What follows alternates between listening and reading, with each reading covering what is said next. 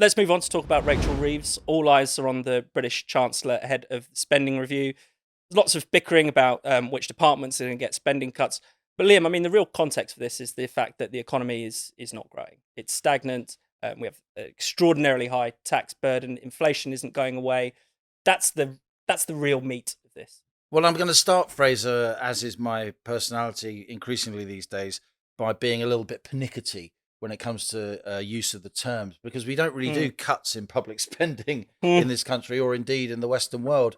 You know, what we're talking about is slowdowns in the rates of increase of public spending. You know, the much vaunted welfare cuts, which have sent the Labour left into spasms of agony. Actually, if you look at the numbers, rather than just follow the political drama, and almost all journalists only follow the political drama, which is why so much of the public tunes out. The actual numbers show, say, health and sick related benefit bill, that's going to go up from just over 50 to almost 80 billion pounds over the lifetime of this parliament.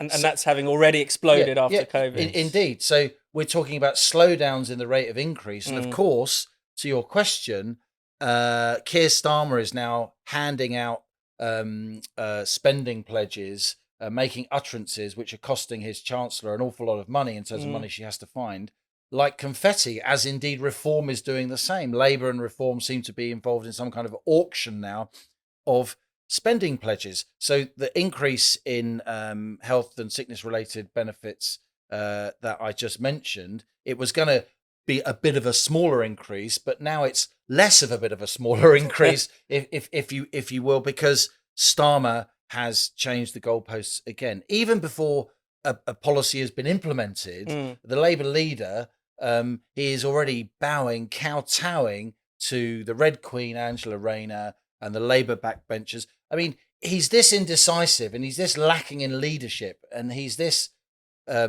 flip-floppy. If Tom Slater can use force fielding as a verb, then I'm going to use flip-floppy in that way.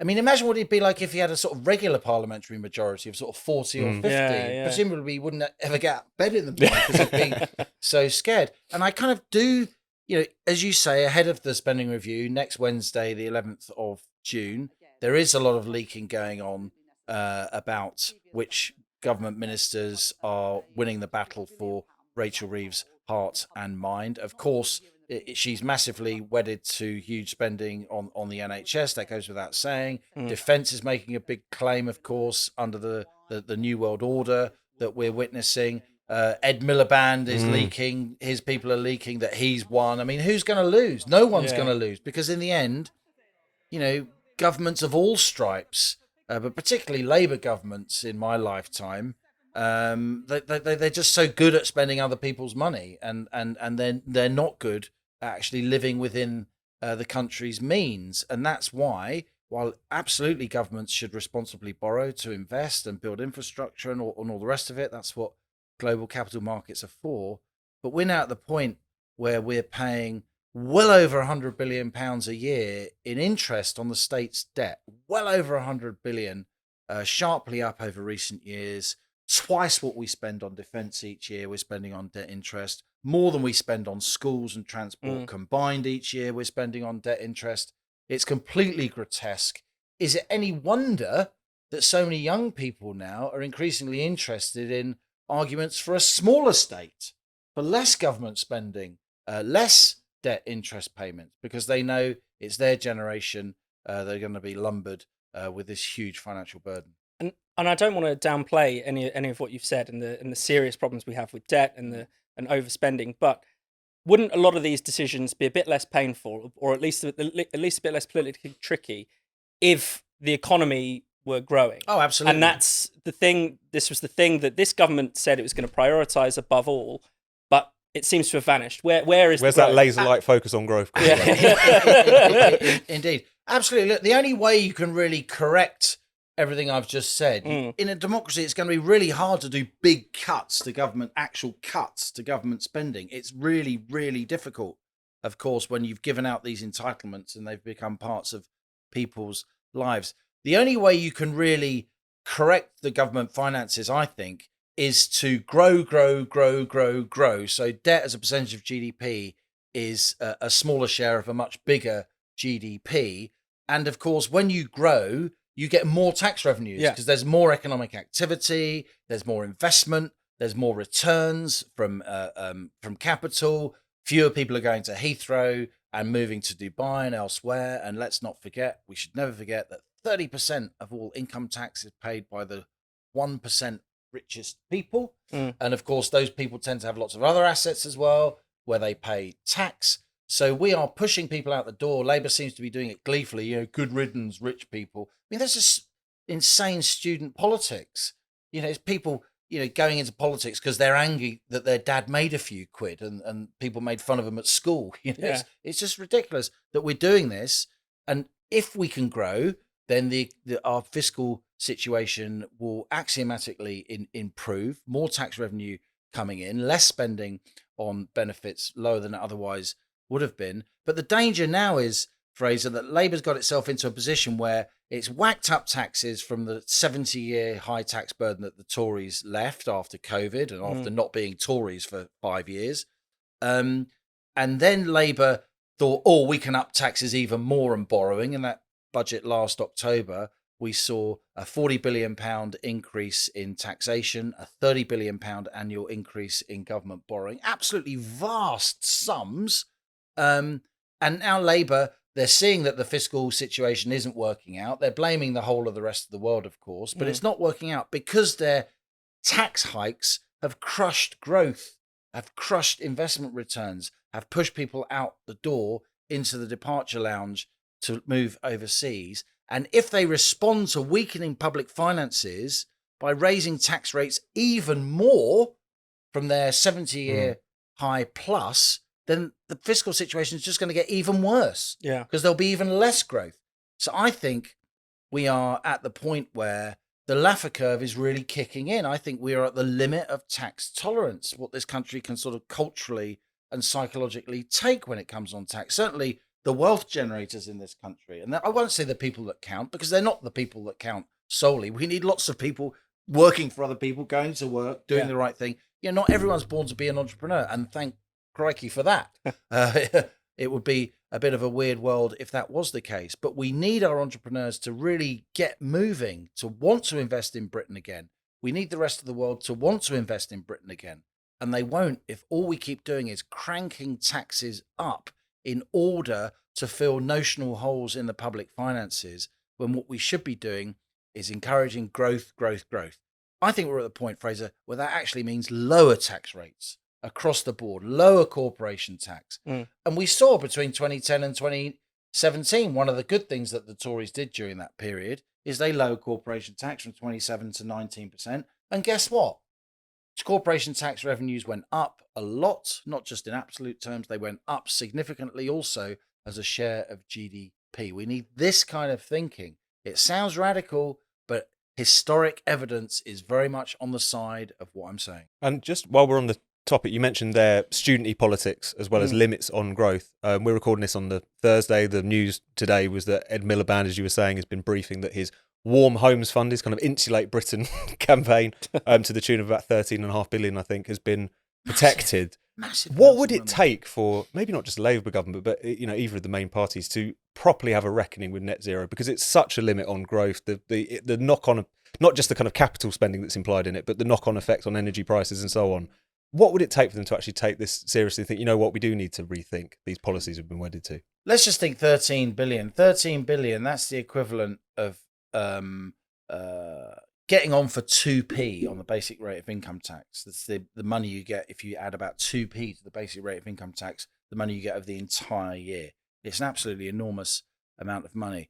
I think the only thing that's going to shake not just the Labour Party, but pretty much our entire political and media class out of this kind of net zero fixation, not to say that there aren't things that we need to do to protect and enhance our environment. Of course they are. Not to say that it isn't a good idea to wean ourselves off fossil fuels over a feasible period of time. Of course it's a good idea.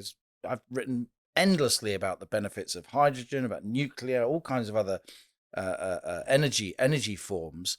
But to be going for it in the way that they are, where the priority seems to be shutting down existing industries that we need, hammering blue collar workers in our oil and gas complex. We're talking about hundreds of thousands of people, hammering our car industry, which employs 1 million people, by the way, virtue signalling to their supporters in the sort of university towns and the posh parts of London, as Labour are doing. I think a reckoning is going to be, a really, really heavy spanking by Reform, who are pretty much the only party who are, have clarity on this issue.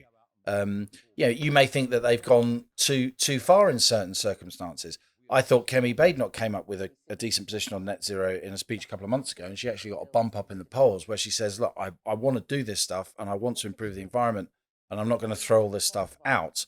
But we just have to be honest, net zero by 2050 is just impossible. And the only way we could get there would be by bankrupting us. And she said that, and the political dial moved, the needle shifted, and it was a relatively popular policy. Now, of course, we've had the left of her party, sort of zombified left of the party, emerging in the form of James Cleverly, trying to appeal to Lib Dem voters again. I personally think that's a huge mistake for the Tories, by the way. They need to be getting voters from the right, because the whole Overton window shifted in this country in recent months, not just on net zero, but on immigration as well. And the sort of midpoint of British politics, at least the midpoint of where the Tories are going to win votes and avoid extinction, isn't between Ed Davey and Kemi Badenoch. It's between Kemi Badenoch and Nigel Farage. And it seems that part of the Tory party don't get that. And I think a lot of the Labour Party don't understand either, that a lot of their red wall traditional voter base think, well, they want a decent environment for their kids, and while they're kind of secretly glad that their kids aren't going down the pit the way their grandfathers did, right? They think, forcing me to buy an electric car that's going to lose all its value, or an electric van, naff off. Forcing me to change the perfectly good boiler in my Victorian terrace house and for a heat pump when I've got no garden. It works if you've got a big estate in a nice rural or semi-rural situation, but it doesn't if you're just a regular Joe living in a regular house. So I'm actually really disappointed if Rachel Reeves has caved into Ed Miliband. I think that's a major subtraction from the sum of human knowledge. It may just be that he's briefing, because of course all politicians brief that they're winning even when they're clearly losing. But I thought a little bit of sanity was starting to peer over the horizon when it comes to net zero from both the Tories and indeed, fingers and toes crossed, from the Labour Party. But in both cases, on the latest news, it seems not. And speaking of Reform, as you mentioned, the only opponents, the real, the clearest, I guess, opponents of net zero. What do you make of their recent economic positioning? I mean, I imagine, based on what you've just been saying about, rising debt, that you think it might be economically destructive. But is it at least politically savvy to go down that route for Reform rather than, putting forward, say, a Thatcherite view? Well, Nigel Farage clearly thinks so, and he's got a pretty good political antenna. I'd challenge him in this case, though. I do think he's misreading some of his electorate, uncharacteristically for him. An awful lot of Reform voters are sick and tired of being, the very alarm class, which Farage has rightly dubbed them, people getting up early, going to work, and they'll see in many parts of the UK, many of the sort of towns and cities, they'll see neighbours who are raising much bigger families off the back of a huge welfare package that they're paying for. It may be that Reform's trying to lay some kind of trap for Labour on this. I don't know, but Starmer certainly jumped to Farage's tune, didn't he? Farage was barely out the blocks, and Starmer was already pledging, even before his chancellor even knew that Labour were going to not be imposing the two child benefit cap, because of course it isn't just about child benefit. It's unlocking a whole raft of other benefits for families who have more than two children. So I think Farage has slightly misjudged that, but we will see. I think when it comes to the Tories, they have got a bit of an opportunity. They can be the grown-ups in the room. That's what I wrote in my Sunday Telegraph column last weekend, given that both the other main parties, Labour and Reform, are, getting involved, as I said, in this kind of auction of spending pledges. The Tories can say, no, we're not doing that. And we're not doing that because we're spending 105 billion quid a year on debt interest, by the way. We are going to be the grown-ups. We are approaching now. Some mainstream politician has to start saying this. It's insane. We are now approaching a 1976 situation where the UK had to be bailed out by the International Monetary Fund. I got to be careful talking about this stuff too much because no one wants to be seen to incite some kind of crisis. Yeah. But, the 10-year gilt yield, the 30-year gilt yield, the cost of borrowing for the British government, I've told you the nominal figure. It's an absolutely huge amount of money. And the gilt yield is now way above where it was at the height of the Liz Truss mini-budget crisis. And at the time of the Liz Truss mini-budget crisis, we didn't hear it acknowledged in Mel Stride's speech earlier today, the Shadow Chancellor who took it upon himself to attack Liz Truss, even though a lot of people on the right of his party think she was right, and quite a lot of voters, think she was right. That's why they get sick of the BBC's economics coverage and the mainstream broadcasters' economics coverage. We're in a situation now where the Tories want to be seen to be taking Labour and Reform on the same turf when it comes to ever higher spending pledges, that many of which won't be realised. And I think a lot of the sensible public is sick and tired of that. And a lot of the sensible public can see that we are really, really pushing it when the 10-year and 30-year borrowing costs are so much higher than they were. They've gone up about 100 basis points, a whole percentage point since last autumn, during which period, Fraser and Tom, the Bank of England has been lowering the base rate from 5.25% to 4.25%. Yeah, this sounds arcane stuff. Why is this idiot going on about all this stuff? I'm going on about this stuff because that is really not how finance is meant to work. When the base rate is coming down, the gilt yield, borrowing costs for the government, which are the true benchmark of other borrowing costs, by the way, they've been going up sharply. That's not good. Yeah. That's a sign of systemic pressure and danger. And, there should be lots and lots of flashing red lights on dashboards in Downing Street. But guess what? In Downing Street, there is no one, unlike during the Blair years, unlike even during the Brown years, unlike a lot of the Tory years under Osborne and Cameron, there is no one in Downing Street who has a serious professional understanding of financial markets. And that is not good.